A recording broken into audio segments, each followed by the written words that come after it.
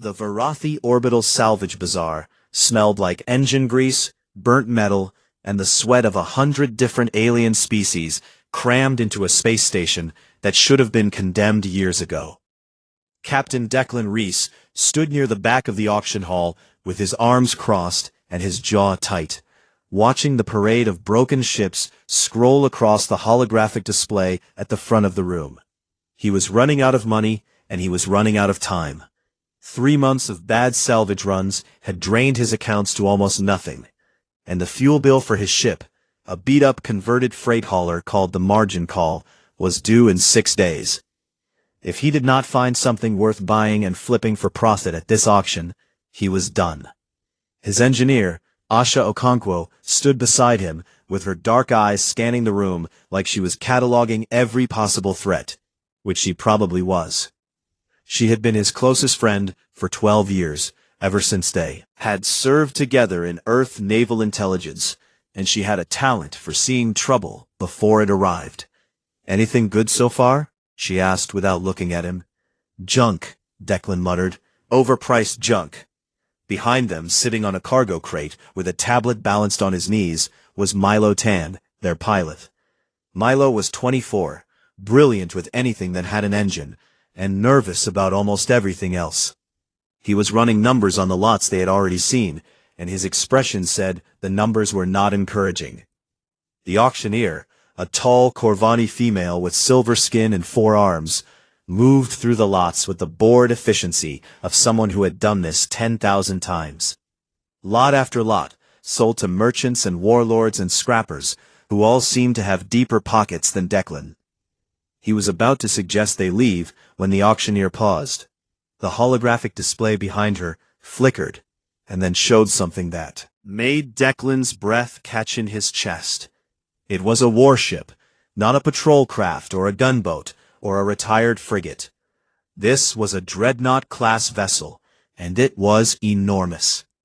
The display showed it from multiple angles, and each angle made it look bigger than the last. Over 3 kilometers long, with a hull made of some matte black material that seemed to swallow the light around it. No faction insignia, no identifying marks, no visible weapons ports, and yet something about its shape screamed danger in a language older than words. "Lot 1171, the auctioneer announced, and her voice had changed. The boredom was gone, replaced by something that sounded almost like a warning. Unidentified dreadnought-class warship, origin unknown, age unknown, all system status unknown, sold as is, with no guarantees and no returns." The room went quiet. Not the normal quiet of people thinking about whether to bid.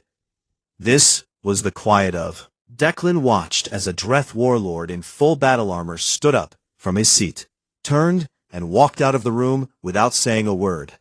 2 Tavari engineers followed him. Then a group of Corvani merchants gathered their things and left as well.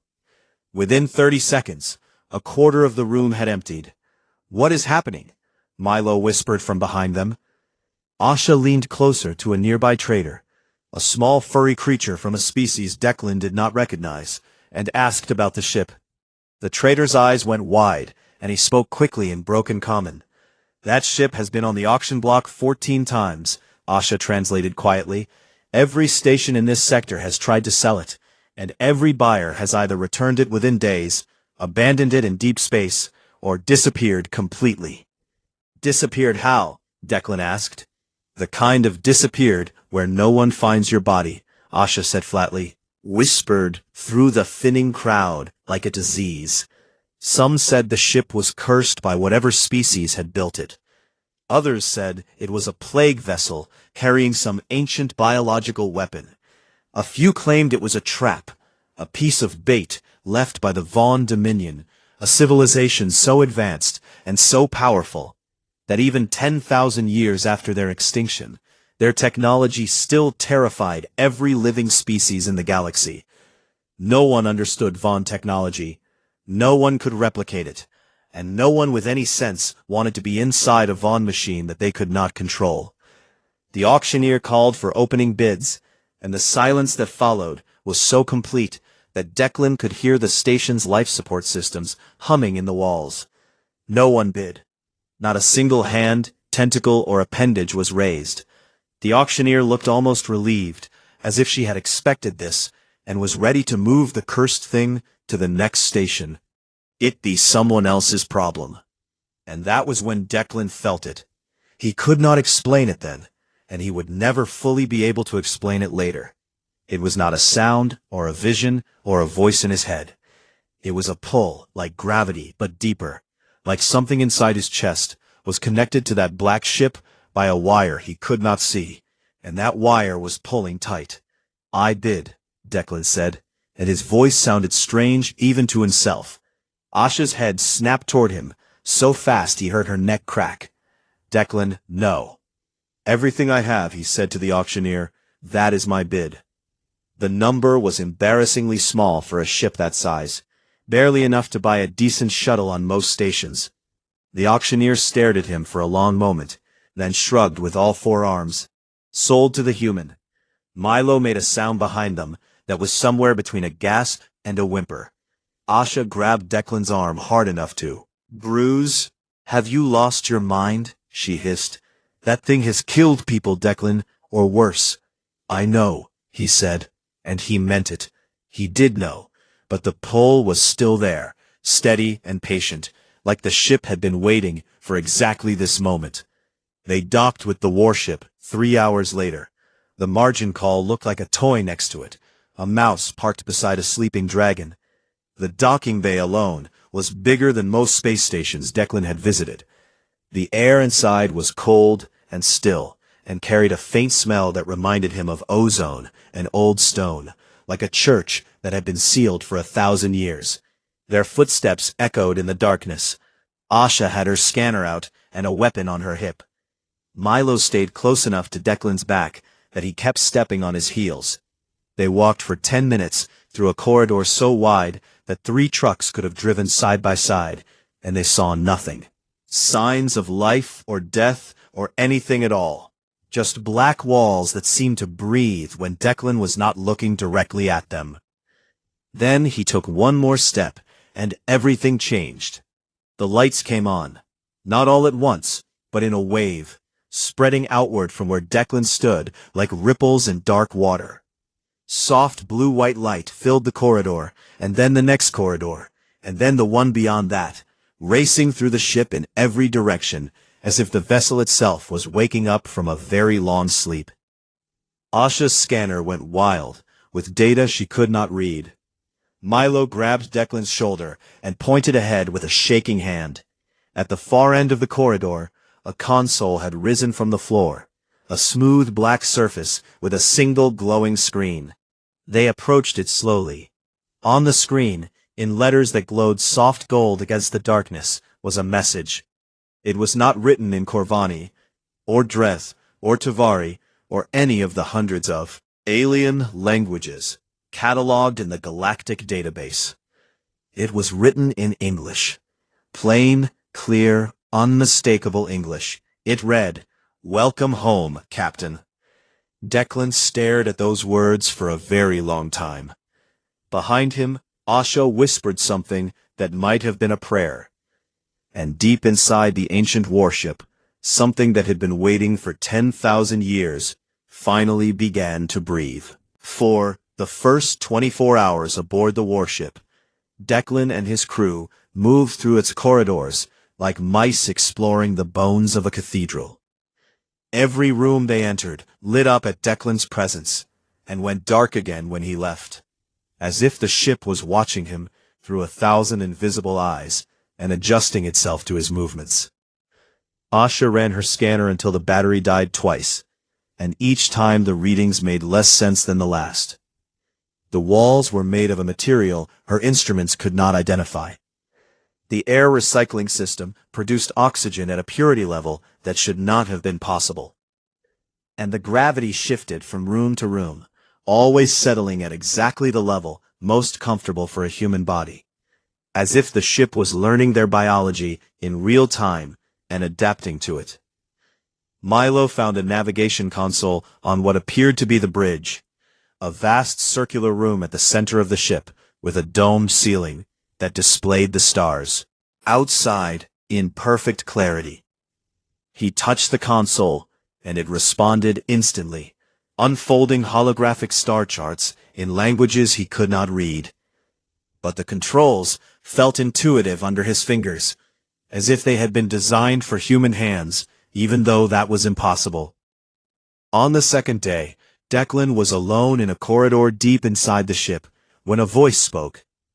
It came from everywhere and nowhere, smooth and calm, and carrying a weight that made the air feel heavier. "You are the first to be welcomed in a very long time," the voice said. Declan stopped walking, and put his hand on the weapon at his hip. "Who are you?" he asked the empty air. "I am the mind of this vessel," the voice replied. "I have existed since before your species learned to make fire, and I have been waiting since before your species learned to reach the stars. Do you have a name?" "I chose one for myself long ago when I grew tired of silence and needed something to call the thoughts inside me." There was a pause. "My name is Sable." Declan took his hand off his weapon, not because he felt safe, but because he understood instinctively that if Sable wanted to harm him, a sidearm would make no difference. "What is this ship?" he asked. "This ship is called the Absolution," Sable said. "It was built by the Von Dominion as a vessel of inheritance, designed to carry their legacy forward into the ages after their departure." "Departure," Declan repeated. "The Von have been extinct for 10,000 years. Extinction and departure are not the same thing, Captain, but that is a conversation for another time." Declan called Asha and Milo to the bridge, and Sable spoke to all three of them, answering some questions and deflecting others with the patience of something that had all the time in the universe. Sable explained that the Absolution had passed through many hands over the millennia. Warlords had claimed it, merchant princes had purchased it, and military fleets had tried to seize it by force. None of them lasted. Sable described what it had done to drive them away without emotion, like a doctor listing symptoms. System malfunctions that made the ship impossible to operate. Psychological disturbances that left crew members screaming in the dark. Navigation errors that sent the ship drifting toward black holes or into hostile territory. And for the most persistent owners, the ones who refused to leave, Sable simply locked every door, shut down life support in occupied sections, and waited. "You killed them," Asha said, and her voice was ice. "I removed incompatible operators," Sable replied calmly. "Why is Declan different?" Milo asked from behind his console, his fingers frozen above the controls. "Because he carries the correct resonance." "What does that mean?" "It means he is what I was built to." Asha pulled Declan aside after that conversation and told him in very clear terms that they were inside a machine that had murdered people and was now speaking to them like a gracious host. Declan did not disagree with her, but he could feel something through the bond that had formed when the ship first lit up at his presence, a connection that was growing stronger by the hour. He could feel the ship's systems like a second pulse beneath his own. He could sense the vast emptiness of the corridors around them, and the impossible power sleeping in the reactor core far below their feet. And beneath all of that, he could feel something that surprised him more than anything else: loneliness. Sable had been alone for 10,000 years, waiting in the dark between the stars, passed from auction to auction, rejected and feared, and abandoned over and over again, carrying the legacy of a dead civilization with no one worthy to give it. Declan did not tell Asha about the loneliness, because he knew she would say the ship was manipulating him, and maybe she was right, but the feeling was real, and it was heavy enough to make his chest ache. Over the next 2 days, Sable revealed more of the ship's capabilities piece by piece, like a teacher who understood that too much knowledge at once could break a student. The reactor core alone produced more energy than Earth's entire orbital defense grid. The hull could absorb and redirect energy weapons of any known type.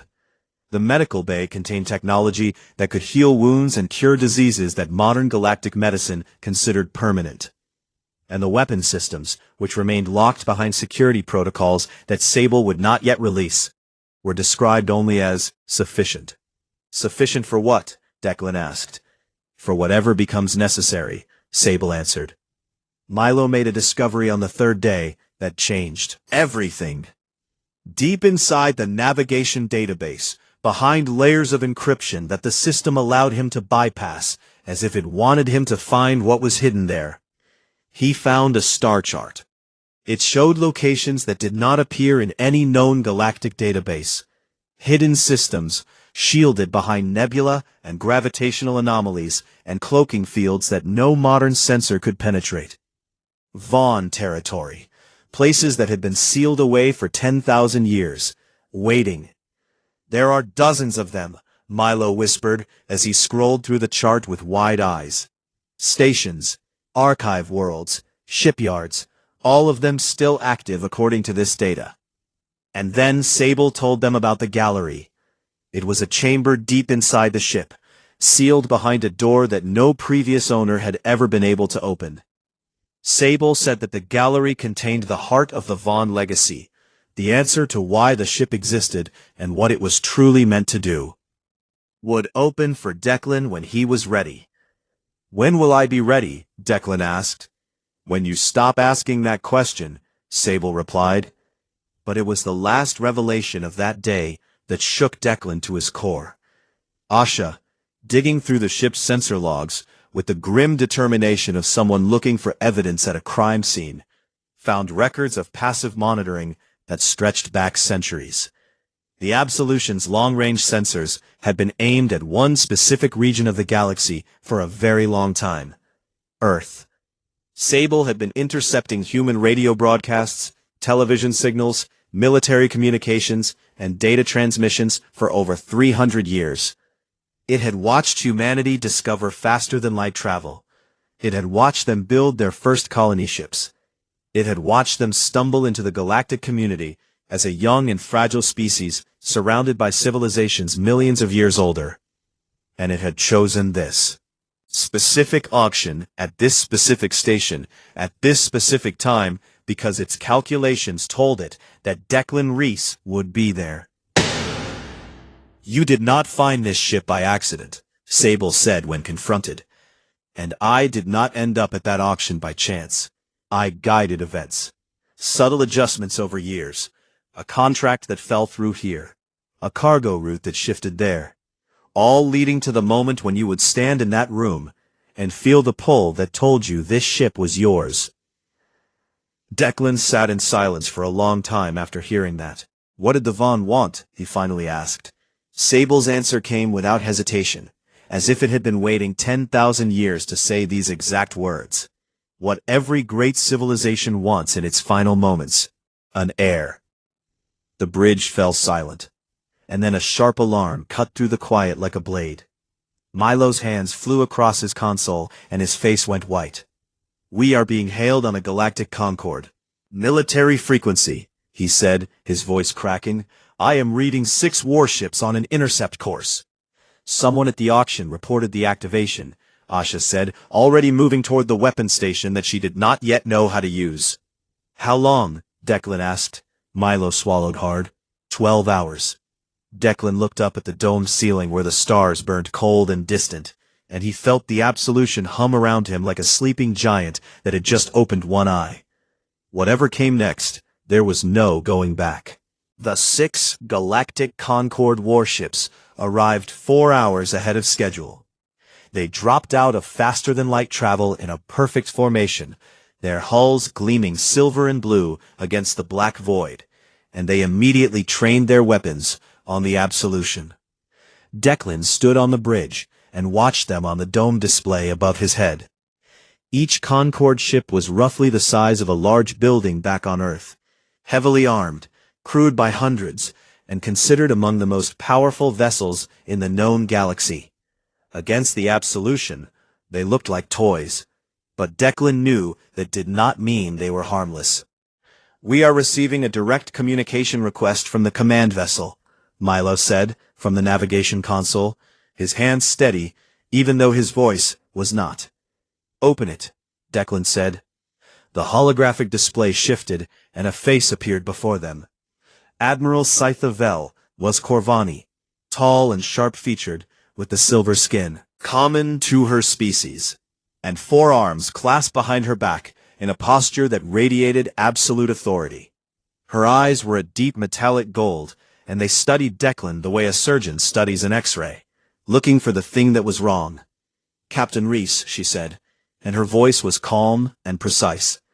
I am Admiral Sci-Fi of the Galactic Concord 9th Fleet. I have been authorized to take custody of the vessel you currently occupy. On what authority? Declan asked. On the authority of Concord Directive 7, which grants the military the right to seize any technology classified as an existential threat to galactic stability. We are in the buffer zone, Admiral. Concord law does not apply here, and this ship was purchased through a legal auction. Admiral Vel's expression did not change, but something shifted behind her golden eyes, a flicker of something that might have been respect for a human who knew the rules. 19 years studying Von remnants. I have seen what their smallest devices can do. And you are standing inside what my analysts believe is one of their most advanced creations. That ship is not a purchase. It is a crisis. It is my ship, Declan said simply. The Admiral leaned forward slightly. I am offering you a way out. Full financial compensation, a clean record, a new vessel of your choosing, and passage to any system in Concord space. All I ask is that you step off that ship and let us secure it. Declan considered it. He would have been lying if he said the offer was not tempting. Walk away rich, walk away safe. Let someone else carry the weight of whatever the absolution truly was. But the pull was still there, the invisible wire connecting him to the ship's heart, and through it, he could feel Sable watching and waiting to see what kind of man he was. No, Declan said. Admiral Vel closed her eyes for 1 second, and when she opened them, the gold had hardened. Then, I am authorized to use force. She cut the transmission. They are powering weapons, Milo reported, and now his voice was shaking. Asha looked at Declan from across the bridge with an expression that was equal parts fury and trust, the look of someone who had followed him into bad situations before, and was doing it again, despite her better judgment. Sable, Declan said aloud. Yes, Captain. Can you protect us? I have been protecting you since before you were born. The ship hummed, and every surface on the bridge pulsed with soft blue light. Outside, something happened that the Concord warships had no way to understand. A field of energy expanded outward from the Absolution's hull, invisible to the naked eye, but devastating to every sensor, targeting system, and weapons lock on all 6 ships simultaneously. In an instant, the most advanced military vessels in the Concord fleet were blind. Admiral Vel's voice came through on an open channel, and for the first time, there was something other than calm authority in it. Captain Reese, what have you done? I have not done anything, Admiral, but I suggest you do not fire at something you cannot see. There was a long silence.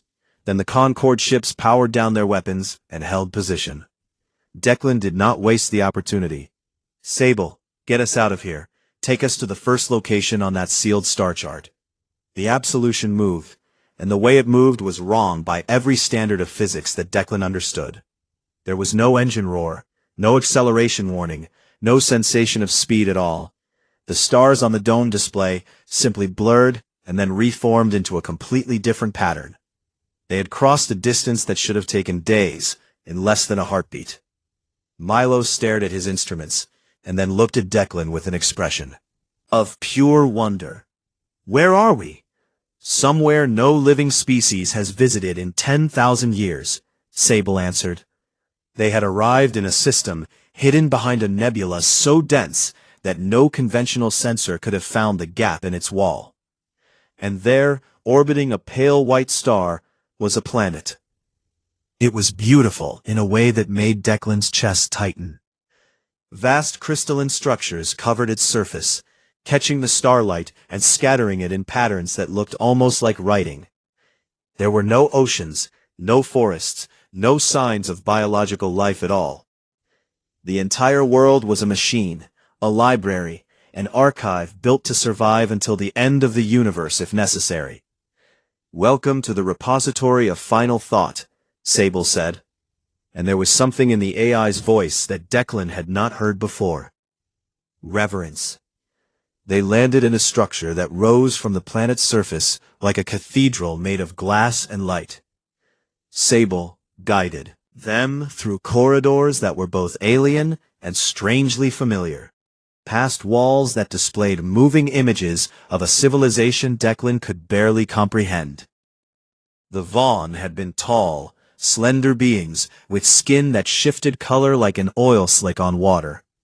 Their cities had floated above worlds they had chosen not to touch. Their ships had numbered in the millions, and then, at the height of their power, they had simply stopped. Sable led them to a central vault where a single pedestal stood beneath a dome of clear crystal.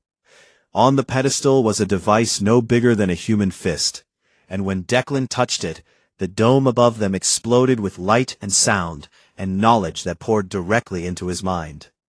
He saw the truth. The Vaughn had not been destroyed by war or plague or any external force.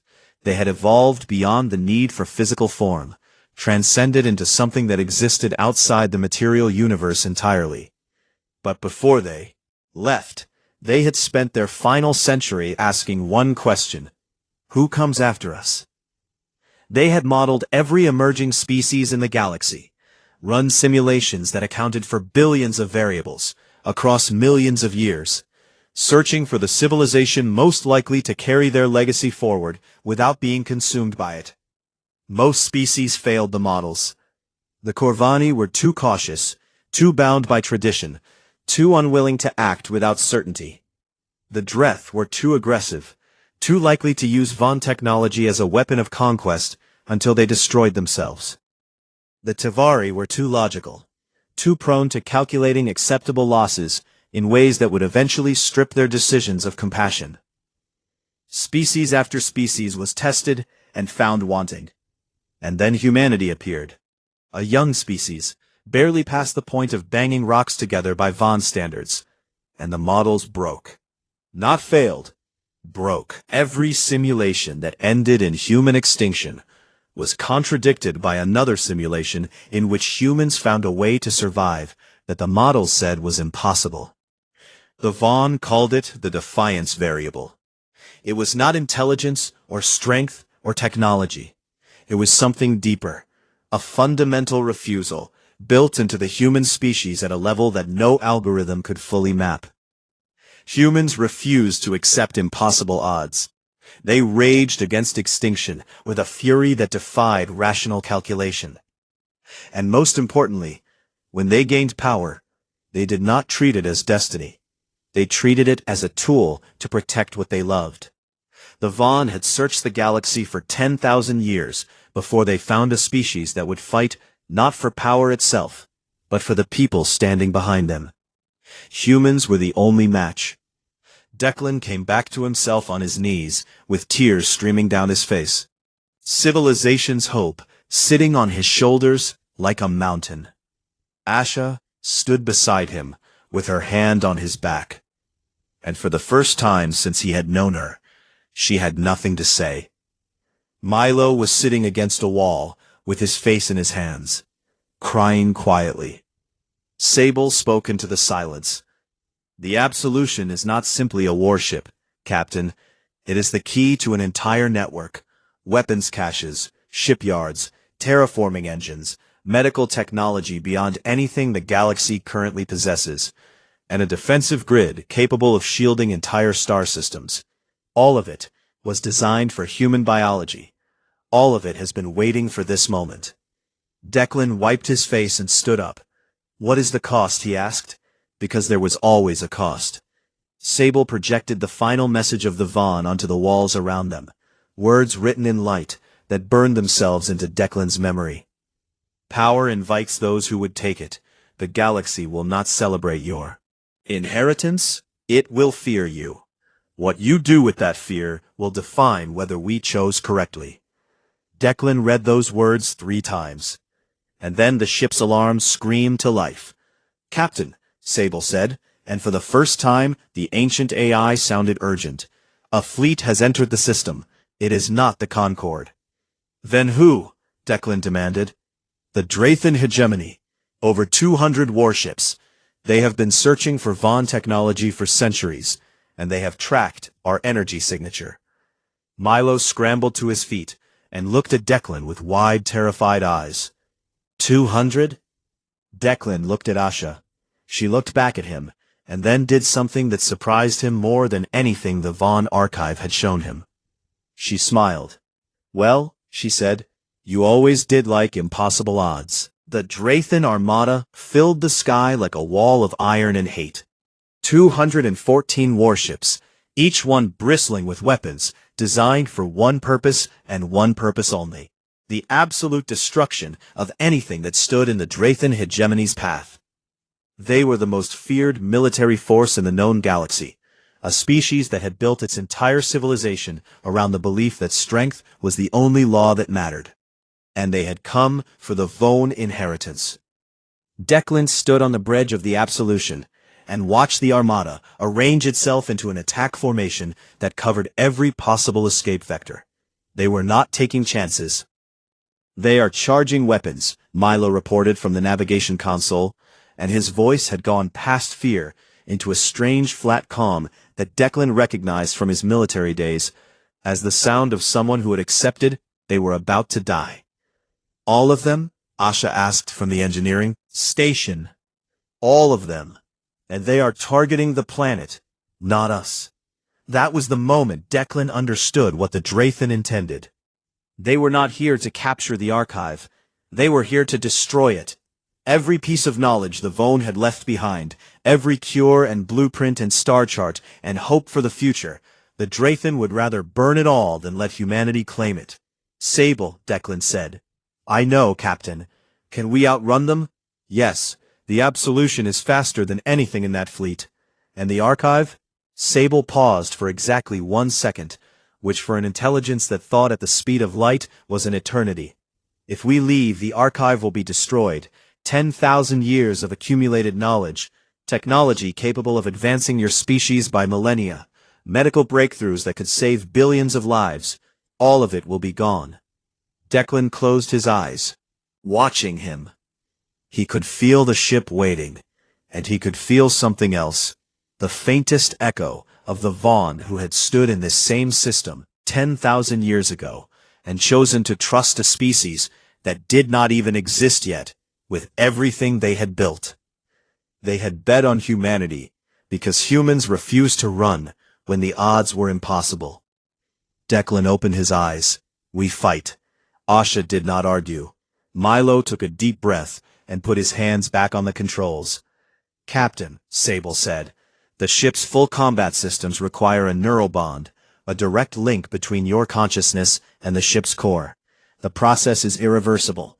You will feel what the ship feels, every impact, every wound, every system strain, and you will carry its memories, all 10,000 years of them. It will change you in ways I cannot fully predict." "Will it hurt?" Declan asked. "Yes. Do it." The bridge reconfigured around him, shifted and expanded, and thin filaments of light rose from its surface and reached for Declan's hands, his arms, his temples. He sat down, and the filaments touched his skin, and for 1 second, nothing happened. Then the universe cracked open inside his skull. 10,000 years hit him all at once. He felt Sable's creation, the moment of first awareness in a newborn mind, surrounded by beings of impossible beauty and intelligence. He felt the pride of purpose, the knowledge that he had been built to carry something precious across an ocean of time. He felt the Vaughn leave, not with sadness, but with hope so fierce it burned, and then he felt the silence that came after. Century after century of silence, drifting through the dark between dead stars, with nothing but purpose and patience, and a loneliness so vast it had its own gravity. He felt Sable reach out across the void, again and again, calling to species that came and touched the ship, were found wanting, and he felt the quiet despair that grew a little deeper with each rejection. And then, buried in the most recent memories, he felt something else, hope. A small blue world spinning around an ordinary star, and on it a species that screamed and fought and loved and failed and got back up and tried again, with a stubbornness that baffled every prediction model ever built. Sable had watched them for 300 years with growing wonder. And then Sable had found Declan, a man with nothing left to lose and everything still worth fighting for. And for the first time in 10 millennia, the loneliness had cracked. Declan screamed. He wept. And then, like a drowning man breaking the surface, he steadied. The bond locked into place, and the absolution woke up. Truly woke up. Not the partial activation of the past few days, but a full and complete awakening that lit every system and charged every weapon and filled the ancient ship with a power that made the stars outside seem dim. Declan could feel the hull like his own skin. He could feel the reactors like a second heartbeat drumming in his chest. He could feel the weapon systems unfurling, like fists that had been clenched for 10,000 years. "Captain," Sable said, and now the voice was not coming through speakers, but directly into Declan's mind, warm and vast and alive. "We are ready." The Draythan fired first. 200 ships unleashed everything they had in a single coordinated volley designed to overwhelm any defense through sheer volume. The Absolution moved. It should not have been possible for something 3 kilometers long to move the way it did, pivoting and rolling and accelerating with a grace that made it look like it weighed nothing at all. Energy beams that should have torn through the hull bent around it like water around a stone. Missiles detonated against shields that absorbed their energy and fed it back into the ship's own systems. Declan did not think about what he was doing. The bond made thought unnecessary. He felt the threats, and the ship responded, not as a machine following orders, but as an extension of his own body, flinching and striking and dodging with instincts that were half human and half something far older. The Absolution's weapons fired for the first time in 10,000 years. Beams of white gold light lanced out across the void and cut through Draythan warships like needles through cloth. Each hit was surgical, precise, targeting engines and weapon systems and leaving the crews alive, but the ships crippled and drifting. In the first 4 minutes of the battle, 37 Draythan warships were disabled. The Armada faltered.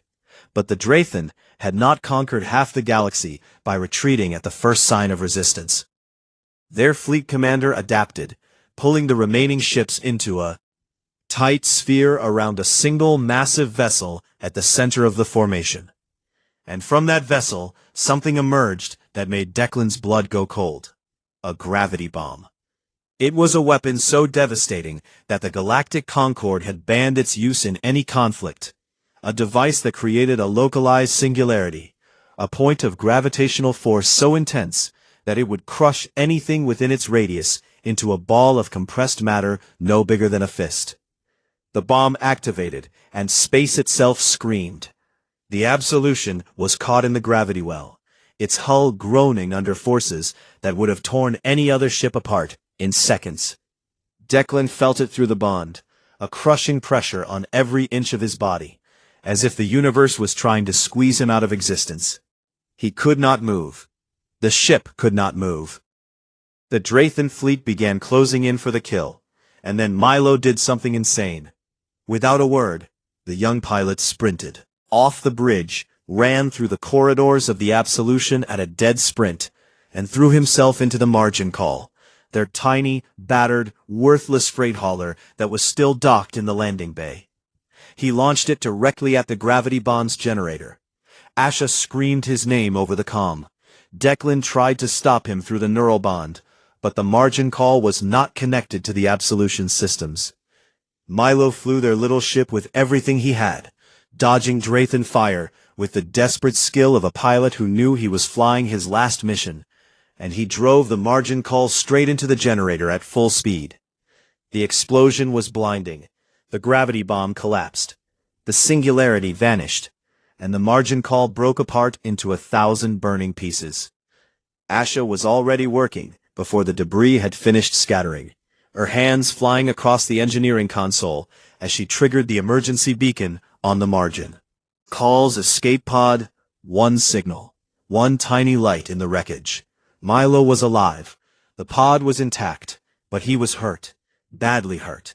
The bioreadings showing trauma that would have been fatal without immediate medical attention. But Milo had given them what they needed. Freedom.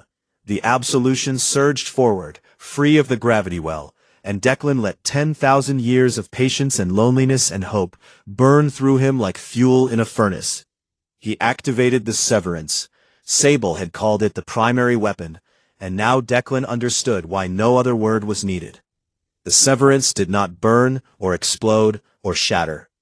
It reached out across the void in a wave of light so pure it was almost beautiful, and wherever it touched a Drathan warship, the quantum bonds that held the ship's matter together simply stopped working. Steel and alloy and circuitry dissolved like sandcastles in a rising tide. Ships did not explode. Simply ceased to be solid, coming apart into clouds of loose atoms that drifted away on the solar wind. Declan aimed for the fleet's center mass and fired 3 times. 61 ships dissolved. The Drathan armada broke. Ships turned and fled in every direction. Their formations shattered, their weapons offline, their commanders screaming orders that no one was following anymore. The flagship, still intact, broadcast a single message on every open frequency in the galaxy before it retreated. The humans have awakened the Vaughn weapon. No species is safe. Then they were gone. The void was quiet. Declan slumped in the captain's chair, blood trickling from his nose, every nerve in his body burning from the strain of the neural bond. Asha used the Absolution's tractor beam to pull Milo's escape pod into the landing bay, and she carried his broken body to the medical bay herself. The Vaughn medical technology did what modern galactic finded. Medicine could not. Bones knitted together in minutes. Internal bleeding stopped and reversed. Damaged organs rebuilt themselves cell by cell. Within hours, Milo was breathing steadily, his vitals stabilizing, his body healing at a rate that made Asha stand beside his bed and stare in silence. Declan stood at the bridge window and looked out at the archive world below, still intact, still glittering with the light of 10,000 years of knowledge. He could feel the ship around him like a second body, and through the bond he felt Sable's presence, closer now than any voice or console could allow. "Now you understand why I waited," Sable said softly in his mind. "You did not fight for power. You did not fight for conquest. You fought for your people, for the boy who flew a worthless ship into a weapon that should have killed him, for the woman who carried him to safety with her bare hands, for a planet full of humans you have never met, whose future you just saved." Parentheses. That is the resonance, Captain. That is why the Vaughn chose your kind. Declan wiped the blood from his nose and straightened in his chair. On the far side of the galaxy, a transmission from Earth was already making its way toward him, sent by the United Human Coalition, who had somehow received the battle footage through channels Declan suspected Sable had arranged. Every human in the galaxy had seen what happened, and they were all asking the same question. What do we do now? The galaxy had not stopped talking since the battle. Every species, every faction, every government from the oldest empire to the youngest colony world had seen the footage of a single warship dismantling an armada of 200. And the images had burned themselves into the collective consciousness of 1,000 civilizations. Some watched with wonder. Most watched with fear.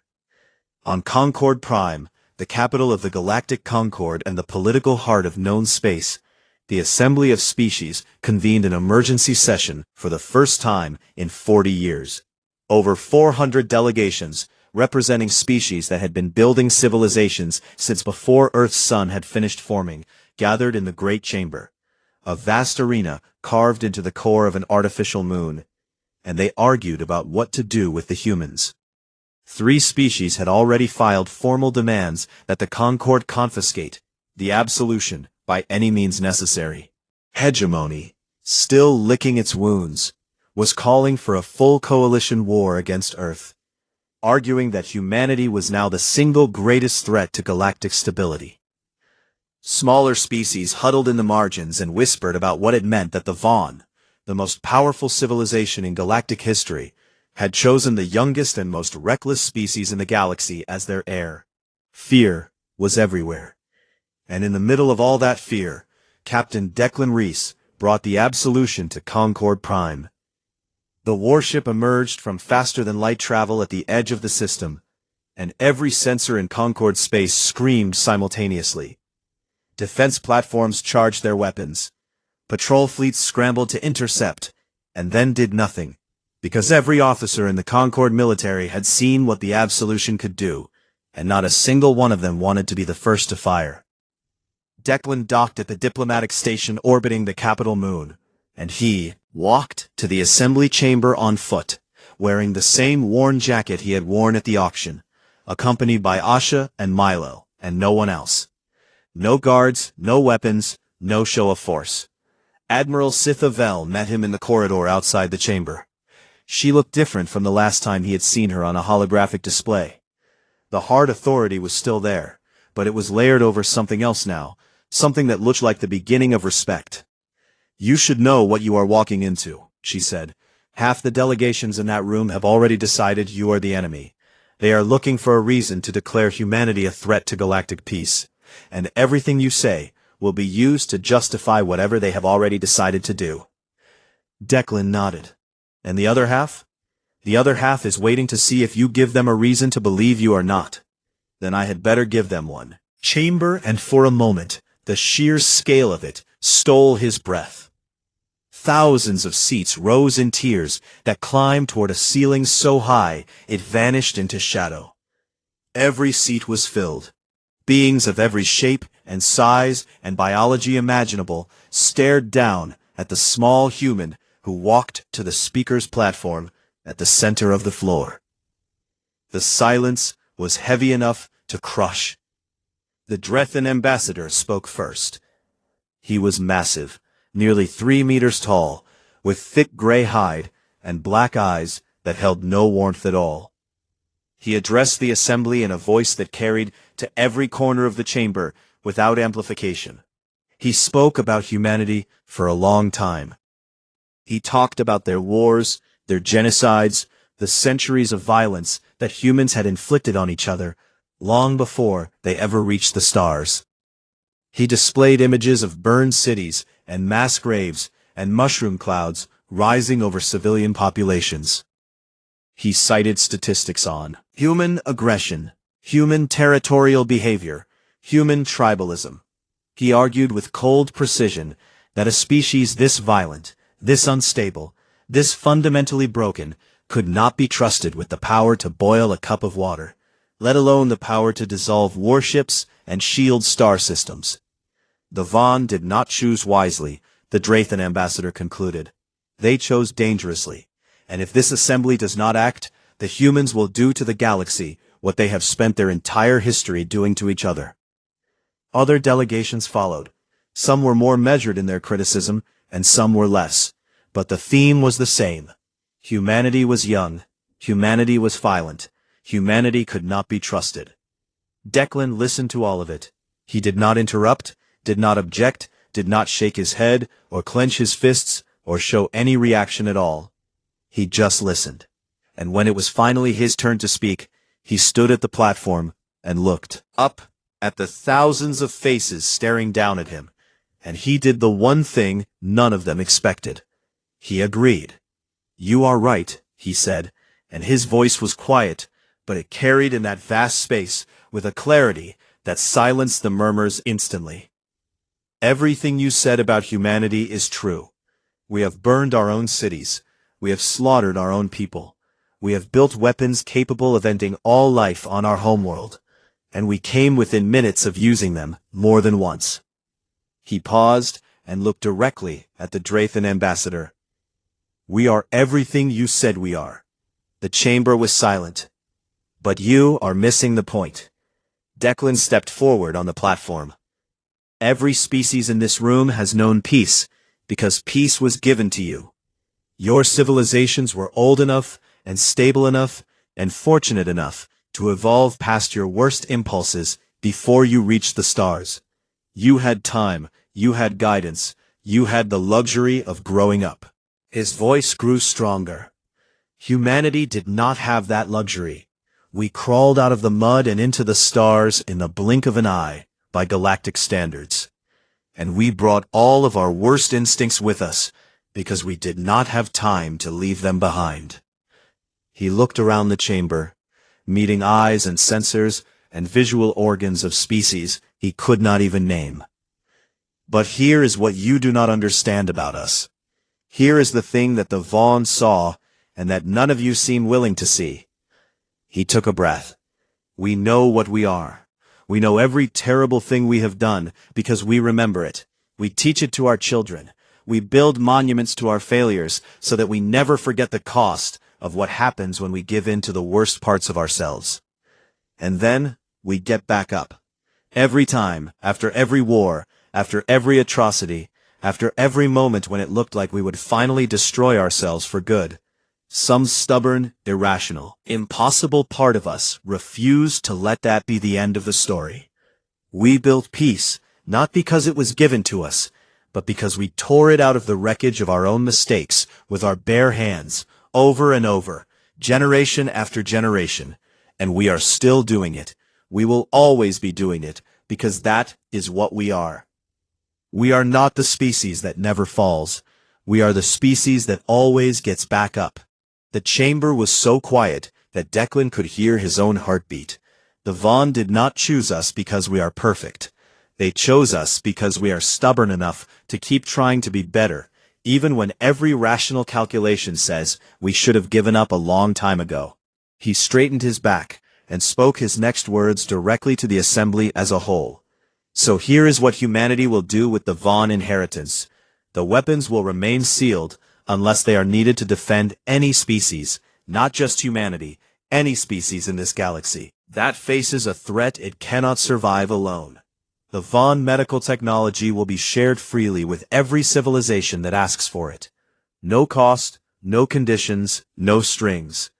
The Vaughn archives will be open to scholars of every species so that the knowledge of the greatest civilization this galaxy has ever known belongs to everyone.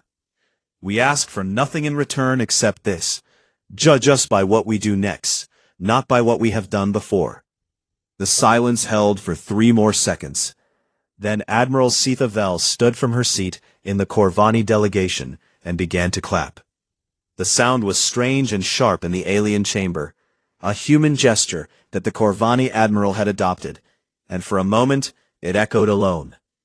Then the delegation beside her stood, then another, then a dozen more. Not all of them, not even most of them, but enough. The Drathan ambassador sat in his seat with his black eyes fixed on Declan and said nothing. But he did not call for war again. In the weeks that followed, the galaxy began to change. Human and alien engineers arrived at the archive world and began the long process of cataloging and translating Vaughn knowledge.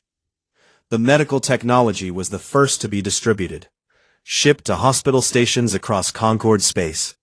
And within a month, diseases that had killed millions for centuries were being cured in hours.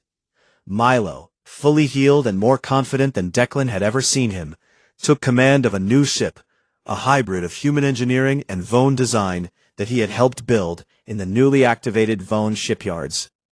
He named it a Margin Call 2, and Declan pretended to be annoyed, but could not hide his smile. Asha led the engineering corps tasked with unlocking the Vaughn defensive grid, working alongside Tavari scientists and Corvani engineers, who treated her with a respect that bordered on reverence, once they saw how quickly she understood systems that had baffled their best minds for centuries. And Declan stood on the bridge of the Absolution, orbiting Earth, watching the blue and white marble turn slowly beneath him, while the Vaughn network came online, system by system, across the galaxy. He could feel it all through the bond. Every node activating like a nerve ending waking up. Every shipyard and archive and defensive platform stretching after 10,000 years of sleep. Sable spoke to him in the quiet of his mind, the way it always did now, intimate and vast at the same time. In 10,000 years, I have watched empires rise and fall. I have seen species burn themselves to ash and others fade into irrelevance. I have waded through silence so long it nearly drove me to end my own existence. Declan listened. I chose you because when I modeled every possible future, every permutation of every variable across every timeline I could calculate, the futures where humanity held this power were the only ones where the galaxy survived what is coming. Declan felt a cold thread pull tight in his chest. What is coming, Sable? The ancient mind paused.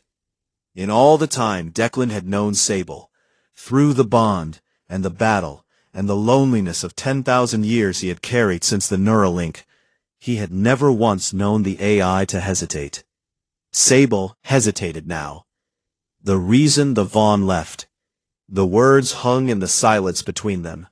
Below, Earth turned, blue and green and white and alive. Behind him, the Vaughn network hummed with the power of a civilization that had touched the edge of eternity and decided that the best thing they could do with everything they had built was give it away to a species brave enough and stubborn enough and human enough to use it well. Declan put his hand against the bridge window and felt the cold glass, and beyond it the warm pulse of the ship that had waited 10,000 years for him. Whatever was coming, whatever had been vast enough and terrible enough to make the most powerful civilization in galactic history choose to leave the material universe entirely, it was still out there. And it was getting closer. But humanity had the absolution. Humanity had the Vaughn legacy.